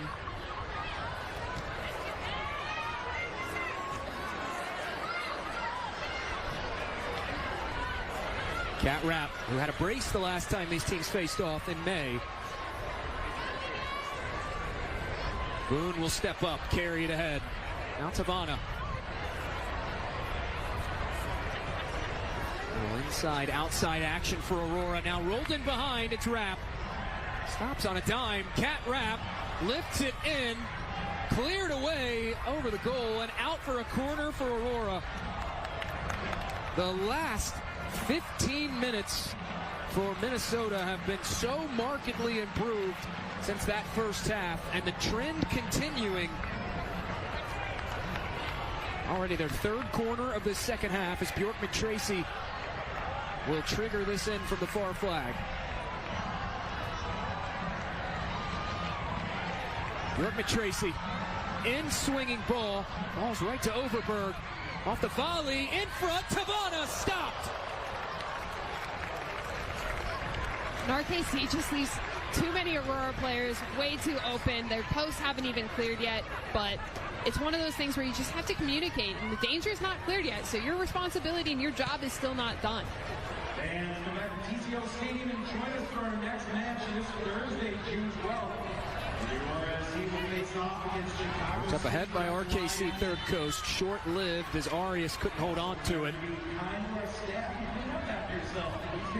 You know, if you're a young player at home, one of the things you can watch is Cat Rap. Just the simplicity in which the composure she'll show in possession deeper in the field. But then it's not just that. It's the fact that she will change her pace as she gets forward. And that sometimes players get stuck in one rhythm, one speed, and she does this incredibly well. So you'll see a little bit more composure and patience moving the ball, but then physically, as she gets forward up the pitch, she's changing that speed. She's taking defenders on. RKC Third Coast making 2 changes as Jersey Ladwig and Natalia Stadler will both come on late. One more change set to be made as Avery Weaver will come in place of Ella Cradaville. Weaver making her 3rd appearance of the year. This has been something that John Burke has talked about a lot over the last 2 seasons, the strength of the goalkeeper unit. Wayne Howard, Hayden Howard coming over. Felt like coming into this season that they had 4 really strong goalkeepers, a really strong unit as Ella Cradaville gets a hand from this Aurora crowd here at TCO Stadium. Well, that can be such a fun environment, even for training. You have a good group around you. It's going to force you and push you to get uncomfortable and grow and improve. Here's Hayes. Hayes rolls it central, in front. Tavana tries to lay it back off. Intercepted and cleared away. Second ball served in, skipping in front, fired over the bar and out. How about this Aurora offense these last 10 to 12 minutes?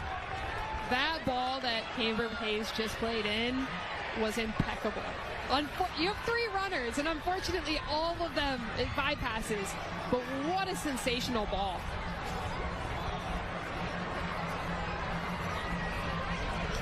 Aurora up to 19 shots on the day. Conversely, they've held RKC Third Coast to 1.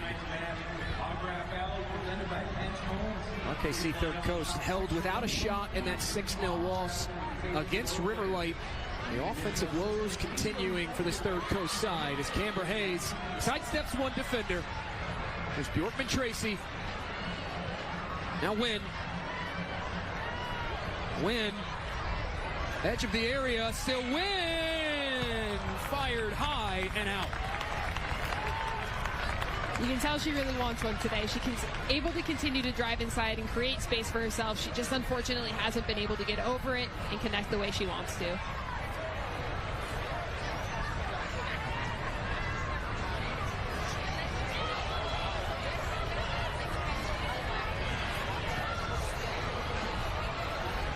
Pressure, trouble at the back. It's Harai. Cleared away from Cooney Harai. Out for a corner. 7th of the day. 4th of this half for Minnesota.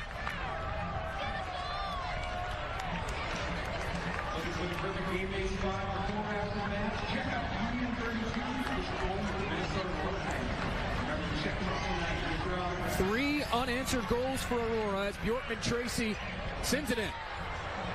Sailing, back post, punched away, Overberg, fired off the side netting and out. Jake, we're going to touch on this real quick. Again, if you're a young player at home, watch how Cooney Harai is going to press the ball. She's not going to take a direct line at the ball because that's what's going to open up options for RKC. She's going to bend her run to make it predictable for her teammates in behind her. It's not her job to necessarily win it. She did there, which is what created an opportunity. However, it's really to force it to be predictable for everybody in behind her. It's hard to properly articulate how much of a difference Aurora has looked, how differently, rather, they've looked over these last 20 minutes. As Aurora on the attack again, Bjorkman Tracy gets it back. Guided out wide. Here's Rapp. Rapp lifts it in. Picked up by Wynn. Wynn shot blocked. Off the volley, hit toward goal. And it goes out for another Aurora corner.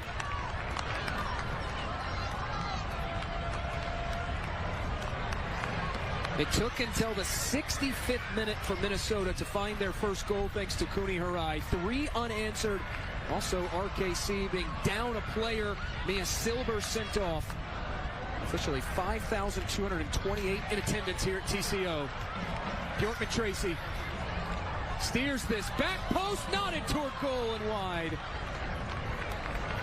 Right idea, just not able to get up enough to get over the ball to drive it back down.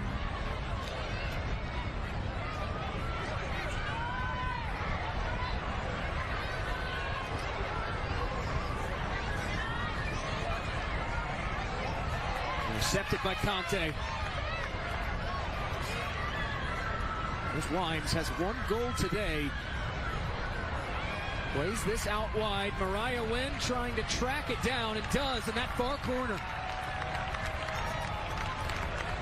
Wynn wants to cut to the inside, has it back, peels this one to Bjorkman Tracy. Deflected, falling in front to Wimes. RKC still can't clear it away, and it goes for an Aurora throw-in. Yeah, you can tell this RKC team now is a little bit tired, especially being a man down. After Bjorkman Tracy tried the shot, it took a deflection off the defender, immediately hit her in the face. And she goes over to the Aurora touchlines to be checked out by the training staff. A bit of blood coming out of the nose of Ava Bjorkman Tracy. So for the moment, both teams at even strength, 10 aside on the pitch.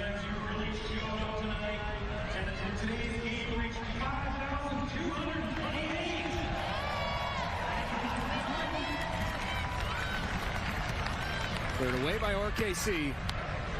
Lumped out of play. Aurora will have a throw.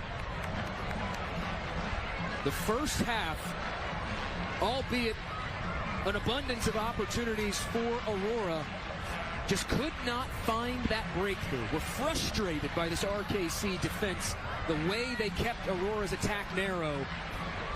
That trend continued into the infancy of the second half, but right around that hour mark played, Aurora started to connect passes on the ground, find more space out wide, and more than anything, the ball work was just crisper. Yeah, no, I think you hit it, Jake. And I think overall, as a coach, I don't mind the team getting frustrated a little bit, because you have to learn how to deal with that situation and solve that problem. Everything that you encounter on the field, it's what is the problem, establishing what that problem is, and creating solutions. And there's not just one solution. It's being able to come up with a variety of different solutions, but doing it as a cohesive group. And so it helps the team grow as you're able to solve those problems in real time and lean into each other. In a training session, sure, coach can step in, hey, this is what we're looking for, we want to adapt and adjust this. But in a game, it relies on the intelligence of the players, and I think that speaks to the group that they've brought in this year. That's a conversation point, something that Jen Larrick's former boss, Nicole Lukic, 2 seasons ago had talked about throughout that season when Aurora went undefeated, of trying to find creative ways in training to challenge themselves so they were ready for the postseason. Over these last few years, the Heartland division has become markedly improved. The addition of River Light a season ago, they went to the playoffs. Now you had a Sioux Falls team, but really a rising tide lifts all boats, and every team in the Heartland division, even RKC Third Coast, are markedly improved. The record may not show it, and Jen Larrick had talked about that this year, saying, look, you can tell RKC, they have a game plan. They have a style, a tactical philosophy that they adhere to that was different the last time Jen Larrick was on the touchlines for Aurora. And yes, the results may not be coming the way RKC wants it, but it doesn't change the fact that they are still better than what we've seen out of them from years past. As Mariah Wynn has it now, it is cleared away by RKC. Well, each organization is going to have how they define success based off where they're at and where they've been and where they want to go. So what success looks like for Aurora right now might be different than where RKC is. And part of that is just making sure that you're progressing towards that vision and that goal and putting it in to good luck. So good luck. I apologize. I lost my train of thought there.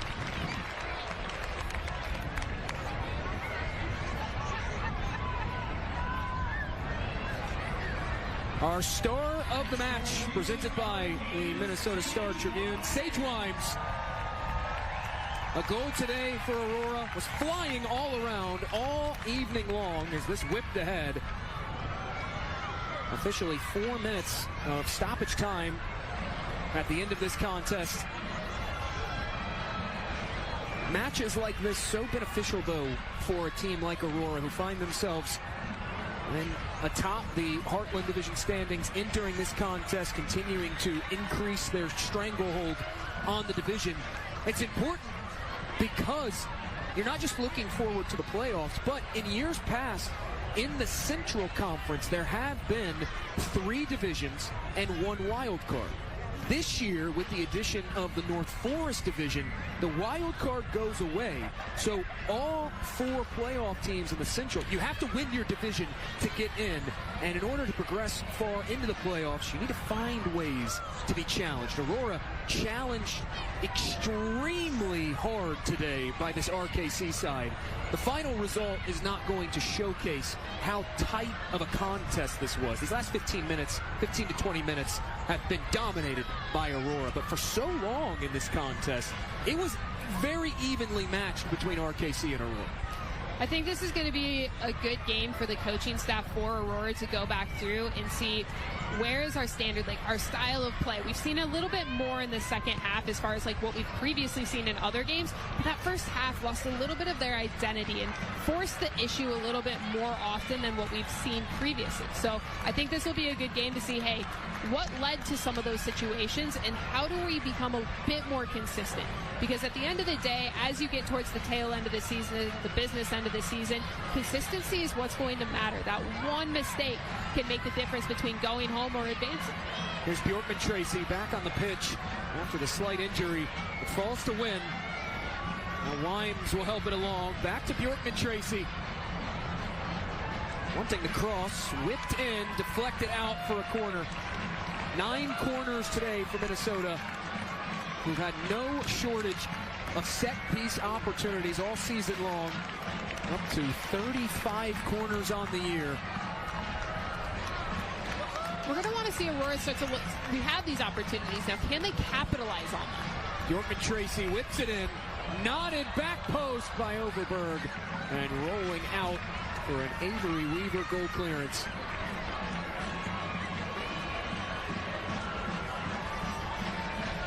It's one more match left on this homestand for Aurora. Next week, Thursday, against Chicago City Dutch Lions before embarking on an extended road stretch again. There's the whistle. Full time has been reached at TCO Stadium. 6 consecutive wins to open 2025 for Minnesota Aurora.